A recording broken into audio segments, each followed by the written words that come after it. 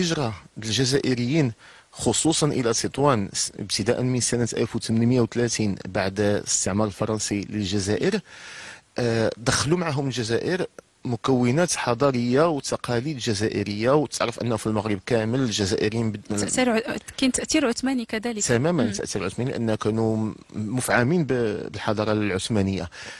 دخلوا معهم مسائل تقليدية من ناحية الطبخ، من ناحية اللباس، من ناحية طريقة الاحتفالات إلى آخره. والأغاني دخلوا معهم واحد النوع ديال الموسيقى اللي كيسمى القادريات والزندانيات، اللي هما أغاني على إيقاع خاص واللي قبلوها التطوانيين. وكذلك دخلوا معهم بعض الطبوع اللي كاينه بشكل قليل في المغرب، منهم اللي كنسميوها راس الديل المغربي او الزرقاء، اللي هي الطبوع كنوجدوها مثلا في الرباط، كنوجدوها في وجده في الغرناطي، ولكن كنوجدوها كذلك في تطوان بحكم هذا التاثير الجزائري.